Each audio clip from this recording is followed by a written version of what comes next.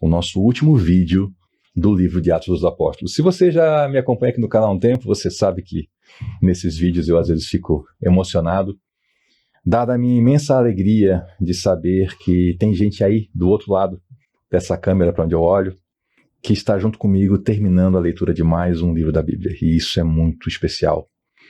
A leitura da Bíblia transforma vidas, a leitura da Bíblia ela leva pessoas para perto de Deus, ela orienta pessoas, ela leva a gente para a salvação, restaura famílias e faz tanta coisa maravilhosa.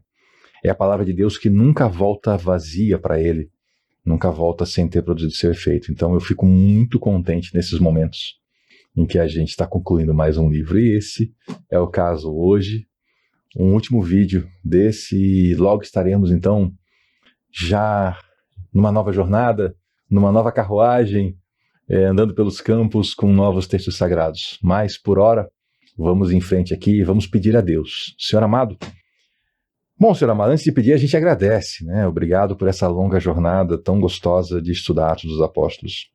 Te pedimos, Senhor, como sempre, nos conduz à verdade, nos ensina a Tua palavra, tem misericórdia da gente. E muito obrigado por cada pessoa que dedicou a sua vida para que esse livro chegasse nas nossas mãos. Hoje são tempos fáceis, mas houveram tempos de trevas, onde tentaram apagar a chama da Tua palavra, mas hoje ela está aqui e a gente pode estudar. Obrigado, Senhor. Oramos em nome de Jesus. Amém. Diga você também o seu amém. Seja bem-vindo. Seja bem-vindo. Aqui nós estudamos a Bíblia. Esse aqui é o nosso canal de estudo bíblico. E a gente vai seguindo e vai concluindo mais uma jornada. Abra sua Bíblia. Abra comigo. Atos dos Apóstolos, capítulo 28, verso 17. Diz assim a palavra do Senhor.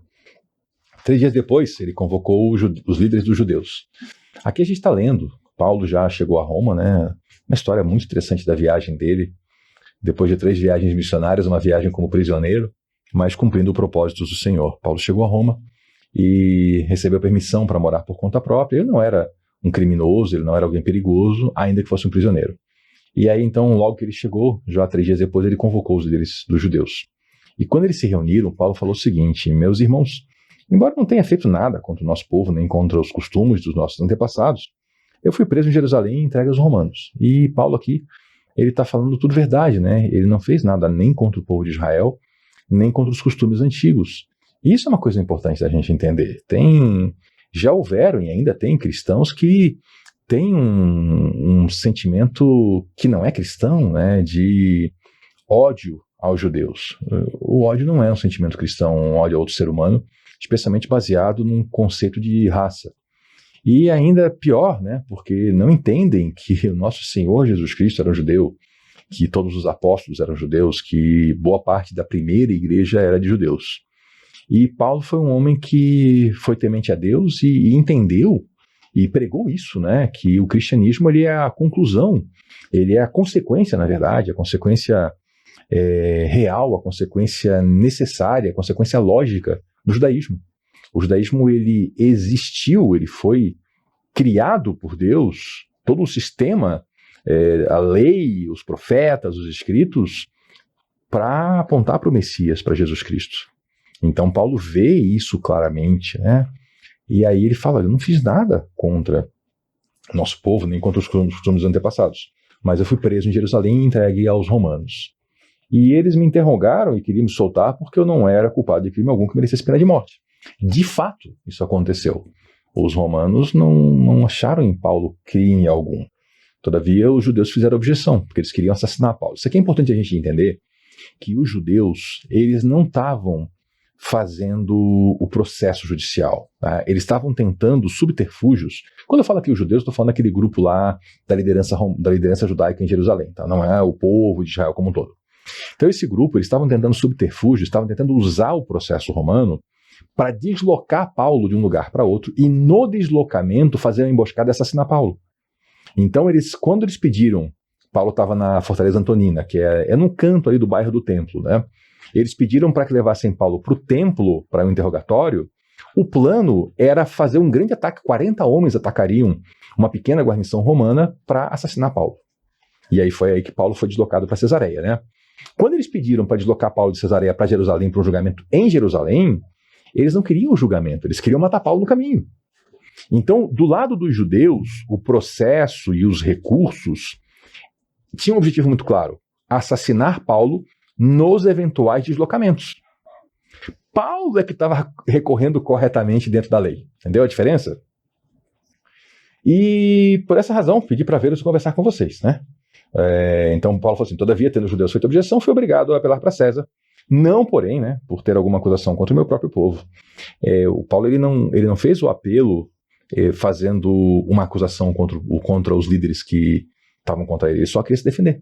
Ele só queria dizer assim: eu não sou culpado de crime nenhum. Ele não fez uma acusação de volta. Eles é que fizeram isso. Não. Ainda que eles tenham feito muita coisa errada nessa história, eles mudaram a acusação, os acusadores não continuaram com o processo, né? Só eu vou dar uma pinceladinha aqui rápida da história que a gente viu antes, tá? O Paulo estava no templo e aí foram os judeus que vieram da Ásia, da província da Ásia, que acusaram Paulo de ter colocado o Trófimo de Éfeso dentro do templo. E se isso tivesse acontecido, o criminoso seria o Trófimo de Éfeso, por ter invadido o templo não sendo ele judeu. Mas aí prenderam Paulo, queriam assassinar Paulo, e aí, se era um crime, os judeus da Ásia, é que tinham que ter comparecido perante a autoridade romana para acusar Paulo. Só que eles foram embora, provavelmente voltaram para sua região, e aí os outros judeus assumiram o processo, o que não podia. Tinha que zerar o processo e começar um outro. Aquele processo tinha que ser acabado e Paulo tinha que ser solto. Mas aí foi até pior, porque como a acusação não colava, né, se fosse uma acusação de profanação contra Paulo, como é que Paulo poderia ser possível um judeu profanar o templo? Levar um ídolo para dentro do templo, levar um animal impuro, tentar assumir função sacerdotal. Paulo não fez nada disso. Então eles faziam uma acusação genérica de profanação e até esqueceram, nem falavam mais do episódio lá do Trófimo de Éfeso porque não ia colar. Então foi isso, né? Foi isso que aconteceu. E Paulo apelou para César, porque ele ia ser assassinado nesse deslocamento para Jerusalém, ele apelou para César para ser julgado em Roma e aí ser solto. Já vou lhe dar aqui o adiantamento. Ele foi solto, tá? Paulo, quando ele morre em Roma, não é nesse episódio aqui, tá? Eu já vou chegar lá. E por causa da esperança de Israel é que eu estou preso com essas algemas. A esperança de Israel é o Salvador do mundo, que é Jesus Cristo. E Paulo falou: é por isso que eu estou preso, né? E eles responderam: não recebemos nenhuma carta da Judéia a seu respeito. E nenhum dos irmãos que vieram de lá relatou ou disse qualquer coisa mal contra você. Claro, eles abandonaram o processo. Porque não tinha da parte deles uma causa de pedir digna. Eles queriam, como eu falei, eles queriam deslocar Paulo de um lado para o outro e no meio do caminho pegar Paulo e fazer emboscada. E matar Paulo. Então eles abandonaram. Então eles nem se deram trabalho de mandar carta, nada. Eles deixaram o assunto quieto. Tanto que Paulo ficou lá, né, tranquilamente. E esses judeus de Roma não sabiam nada sobre essa história. Todavia, né, queremos ouvir da sua parte o que você pensa, porque sabemos por todo lugar que a gente falando mal contra essa seita. Eles ficaram curiosos. Então, Paulo, já que você chamou a gente, conta seu caso. Quando eles falam seita aqui, essa palavra ela é complicadinha porque ela tem muitos significados para pessoas diferentes. Por exemplo, eu uso o termo seita dentro do âmbito cristão para me referir a um grupo de cristãos que se separa dos outros e fala assim: só nosso grupo tem a salvação. Então, seita no sentido de secta, né, sectarismo, separação. Seita é muito usado também para uma religião pequena. Se é pequena é seita, se é grande é religião. Seita também ajuda como pejorativo. Uma coisa bem exótica lá, esquisita, é uma seita, né? Também se usa muito seita para quando é um culto a uma pessoa, né? O líder, o grande homem, aquele. Aqui eles estavam falando, sabe o quê? De um grupo religioso. Só isso. Queriam ouvir sobre aquela história. Assim combinaram encontrar-se com Paulo num certo dia determinado, indo no grupo mais numeroso, ao lugar onde ele estava. Porque primeiro vieram só os líderes, né? Depois veio todo mundo porque o pessoal ouviu dessa história. Opa, vamos lá. E aí Paulo deu uma longa explicação, porque foi desde a manhã até a tarde, foi bastante tempo, foi um palestrão, assim, um assunto interessante, né? E Paulo fez o quê? Ele testemunhou do reino de Deus. Ele lhes deu explicações e testemunhou. Da explicação é quando a gente pega um fato, um texto, e a gente faz uma lógica para trazer aquele conteúdo para os outros. Dar testemunho é quando a gente conta do que aconteceu com a gente. Para testemunhar de Jesus tem que ter uma história com Jesus. E aí Paulo fez as duas coisas. Ele deu explicações e deu testemunho. E ele procurava convencê-los a respeito de Jesus, com base na lei de Moisés e nos profetas. Sendo Paulo um fariseu, alguém que realmente era um mestre da lei, ele foi diante desse grupo de irmãos judeus e ele foi explicando na Bíblia. Porque essa expressão lei de Moisés e os profetas é a expressão que se usava para falar do que era a Bíblia da época. A Bíblia da época é o que nós hoje chamamos de Antigo Testamento. Alguns dizem assim, leis, profetas e escritos, e genericamente leis e profetas. Jesus, inclusive, usava o termo lei e os profetas, né? Então, Paulo vai mostrando as profecias, as explicações sobre Jesus, e com isso vai levando eles ao entendimento de que Jesus Cristo cumpriu aquilo tudo e que, portanto, ele é o Salvador do mundo. E alguns foram convencidos pelo que ele dizia, mas outros não creram, discordaram entre si, entre eles mesmos, né, e começaram a ir embora. Especialmente depois que Paulo fez uma declaração, bem que o Espírito Santo falou aos seus antepassados, por meio do profeta Isaías. Veja que Paulo, quando ele está falando com gregos, por exemplo, lá em Atenas, ele cita poetas gregos, né? Quando está falando com judeu, ele cita a Escritura. Então, para irmãos judeus, ele fazia o quê? Explicava na Escritura. E aí ele usou uma citação de Isaías, né? Vai este povo e diga, ainda que estejam sempre ouvindo, vocês não entenderão, ainda que estejam sempre vendo, jamais perceberão. Pois o coração deste povo se tornou insensível, de má vontade ouviram com os ouvidos e fecharam os olhos. Vejam que tem uma chave de explicação aqui em Isaías, né? Como é que alguém ouve e não entende? Como é que alguém pode estar sempre vendo e não perceber? Onde é que está a causa desse problema? Está numa insensibilidade. O povo se torna insensível e ouve de má vontade. É aí que está a causa. É esse que é o problema. É por isso que eles fecham os ouvidos, ouvem de má vontade, né? Não querem saber das coisas. Então, existe uma intenção de não receber o ensinamento. E muita gente é assim. Você sabe disso. Duas pessoas com histórias parecidas entram numa igreja, se sentam e ouvem a mesma pregação. Um sai dali nascido de novo. E o outro sai dali igualzinho. Intenção. Isso manda muito também. O que a pessoa quer com isso, né? Se assim não fosse, poderiam ver com os olhos, ouvir com os ouvidos, entender com o coração e converter-se, e eu os curaria. Conversão, lembra o que é, né? Conversão é mudança de direção. Então, por exemplo, a gente tem a placa de trânsito, né? Conversão à direita, né? Você muda de direção. E aqui também o termo grego é metanoia, é além da mentalidade, além da mente. Então, você está falando aqui, olha, você tem que mudar de direção, mudar de mentalidade. E aí vão ser curados. E a cura aqui, claro que Deus também cura pessoas, escolhe pessoas para curar fisicamente. Mas o que ele fala aqui é a cura da alma, né? É a cura da alma cansada, da alma doente, da alma sobrecarregada pelos seus pecados. E pecado, só a cruz que resolve. Só a cruz que resolve. Então, portanto, né, Paulo fala, eu quero que saibam que esta salvação de Deus é enviada aos gentios. Eles a ouvirão, aos não-judeus. E é interessante que ele disse isso e os judeus se retiraram discutindo intensamente entre si. Isso é ótimo. Por que é ótimo? Porque se eles saíram discutindo entre eles, é porque uma parte desse grupo entendeu e acreditou no que Paulo falou. Veja a razão da discussão entre eles. Se todos eles rejeitassem a Cristo, não tinha discussão entre eles. Eles brigavam com Paulo e iam embora. Mas se eles saíram discutindo entre eles, é porque uma parte deles realmente foi aquela terra fértil onde cai a semente, ela germina e dá fruto, né? Até dá mais semente, dá fruto, dá até 100 por 1. Jesus falou na parábola do semeador. Então isso é muito bom, isso é muito interessante. E aí vai se formando, então, um novo núcleo da igreja em Roma, que ela já existia antes de Paulo. Tanto que Paulo chegou lá e encontrou os irmãos. Mas Paulo vai formando um novo núcleo dessa igreja. Ele vai acrescentando força a essa igreja pela sua chegada. E por 2 anos inteiros, Paulo permaneceu na casa que havia alugado e recebia todos que iam vê-lo. Depois de 2 anos, o processo foi extinto, porque não vieram as acusações, não vieram os acusadores, né? O Estado romano não tinha despesa com Paulo mesmo, ele que pagava as contas, né? E depois de 2 anos, então, Paulo foi liberto dessa prisão. Ele pregava o reino de Deus e ensinava a respeito do Senhor Jesus Cristo abertamente, sem impedimento algum. É numa outra prisão, mais tarde, que Paulo vai a Roma, onde ele é assassinado, né?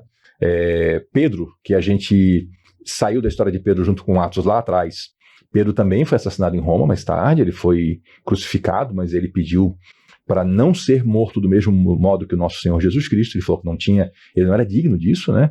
Então crucificaram ele de cabeça para baixo, e Paulo foi decapitado, cortaram a cabeça dele, perante o governo de Nero.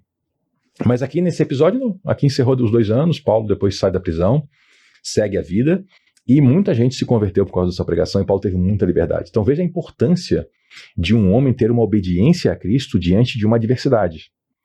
O Espírito Santo vinha mostrando para todos os profetas onde Paulo passava, na viagem para Jerusalém, que a coisa ia ficar feia para ele. Ia ter prisão, ia ter sofrimento, mas Paulo tinha uma indicação do próprio Espírito Santo para ir. Então Paulo vai. O cristão supersticioso de hoje, ele vê alguém com dificuldade, ou ele tem dificuldade, e ele fala assim, não é de Deus. Ora, o próprio Senhor Jesus falou que o caminho é difícil e a porta é estreita, o caminho que conduz ao reino de Deus. Então dá para a gente fazer assim, essa avaliação, esse julgamento, e dizer assim, se está difícil, então não é de Deus. Ué, desde onde isso? Toda a história do povo de Deus é de dificuldades na Bíblia? A gente lê sempre é dificuldade? A gente tem que procurar a orientação do Espírito Santo, que é o que Paulo procurava. Então, por Paulo ter obedecido, em meio a toda aquela tribulação, é que deu esse evangelismo aqui em Roma. Eu vou até fazer um comparativo aqui. Eu vou criar para vocês duas visões, né, dos acontecimentos, a visão correta bíblica, que é a visão de Paulo, né, e a visão equivocada que muitos cristãos adotam hoje. Então, o cristão equivocado, ele olha para essa história e fala assim, tá vendo? Olha só.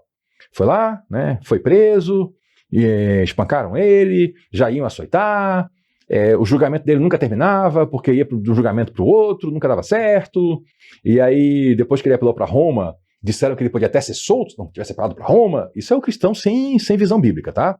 E aí vai para Roma, viu? Naufragou, olha aí que desgraça, uma cobra mordeu ele, olha que coisa, né? E no final chega em Roma e ainda fica preso 2 anos lá. Tá vendo? Isso é o cristão sem visão. O que tem a visão, que é aquele que ora, que busca a orientação do Espírito Santo e que aceita que os outros irmãos também recebem orientação de Deus para as suas vidas, já vai olhar e dizer assim, não, a dificuldade é porque Jesus falou que o mundo jaz no maligno. E o diabo tenta de todos os modos impedir o progresso do reino de Deus. Mas Paulo foi obediente à visão celestial, o Espírito Santo mandou para Jerusalém, ele foi, assim como foi predito, ele foi preso, passou muitas tribulações, mas o Senhor garantiu a vida dele. O Senhor garantiu que ele não ia morrer. E, olha só, pregou em Jerusalém, pregou no navio, pregou na ilha de Malta, pregou em Roma, e quanta gente que se converteu porque Paulo foi obediente. Está vendo a visão correta? Então eu quero lhe ajudar a não cair na superstição de muita gente que fica tentando olhar ao seu redor e procurar nos elementos da vida ver se está difícil ou fácil para saber se é vontade de Deus ou não. Isso nunca foi critério para saber a vontade de Deus. Para saber a vontade de Deus é joelho no chão, é oração, é jejum. Aí é que a gente recebe a vontade de Deus, é se dobrando a essa vontade, é se humilhando diante de Deus, reconhecendo nossa fraqueza e a nossa limitação mental de alcançar os eventos. E aí o Espírito Santo trata no nosso coração, ele sopra suavemente, nos orienta, e a gente segue em meio à tempestade, naufrágio, surra, xingamento, gente se opondo, mas o reino de Deus avança. Tá vendo a importância? Então, encerrada a leitura, eu me despeço de você que veio aqui ter esse conteúdo de leitura, mas eu peço ainda a sua atenção um momentinho para a gente celebrar juntos uma conquista. Eu quero me alegrar com todos vocês que, junto comigo, navegaram por esse livro. Eu estou usando aqui essa expressão navegar sempre, né? Porque a gente viu no capítulo 27, navegação, a conclusão de Atos envolve uma grande navegação, e eu gostei dessa expressão. Então, navegamos aqui por Atos, né? Parabéns a você que concluiu essa leitura, ou que pelo menos ouviu eu lendo para você, porque eu sempre leio o texto sagrado para poder explicar. Então, parabéns a você que ouviu ou que leu o texto, ou que ouviu e leu, né? Parabéns pela conclusão dessa jornada maravilhosa, pelo seu aprendizado. Se você é daquele grupo que está vindo comigo desde Mateus, seja que veio passo a passo, ou que depois entrou na caminhada e voltou lá e fez maratona, né? Tem um pessoal aqui que eu vejo nos comentários, né, que está maratonando. Eu vejo a pessoa comentando, comenta Mateus, daqui a pouco está comentando Marcos, e assim vem vindo, né? Mas enfim, se você também já viu aqui os vídeos dos 4 evangelhos, já leu os 4 evangelhos, ou ouviu, né? E está aqui agora junto comigo fechando o 5º livro da Bíblia, aqui no canal é o 5º que eu fecho, e se você está fechando comigo, também aqui o meu agradecimento a você por nos acompanhar, né? Eu sei que muita gente está orando também por esse trabalho aqui de ensinar a palavra de Deus. Muito obrigado e parabéns pela sua conquista de tão grande conhecimento. Você que já leu esses 5 livros, né? Os 4 evangelhos e mais Atos, você já tem mais conhecimento da palavra de Deus do que a maioria dos seres humanos que vive hoje nesse planeta. Mas não se contente com isso, vamos continuar juntos. Eu estou já preparando o próximo material do próximo livro, que eu não vou contar agora, você tem que voltar no próximo vídeo aqui para conhecer. E a gente vai agora seguir, né, para os próximos vídeos, para os próximos livros do Novo Testamento. Não será na ordem que está aqui na Bíblia necessariamente, porque também não está numa ordem cronológica, eu também não vou seguir uma ordem cronológica, mas convido você a voltar. Mais uma vez, obrigado, mais uma vez, parabéns. E que esse livro mude a sua vida como mudou a minha. Eu lembro ainda, eu lá garoto, na casa dos meus pais, lendo uma Bíblia que eu ganhei de presente da minha mãe, e sobre os cuidados da minha família, né? Lendo lá e concluí a leitura de Atos, e esse livro me maravilhou, realmente me fez tomar decisões que foram decisões tão importantes que impactaram a sua vida. Você está vendo esse vídeo aqui agora por causa do que o Espírito Santo fez comigo lá na minha juventude ao ler Atos. E eu peço que ele faça também algo maravilhoso com você e que a sua vida tenha grande impacto sobre outras pessoas, que você seja alguém também que se dedique ao Evangelho. Eu oro pelas pessoas que vêm a esse canal aqui, eu sempre faço essa oração, que Deus abençoe cada um e que torne as pessoas que aqui chegam, pessoas que levam adiante a sua palavra, para que a palavra de Deus realmente alcance toda a terra, para que a palavra de Deus alcance os corações. Obrigado, volte na próxima, porque aqui nós estudamos a Bíblia. Até lá.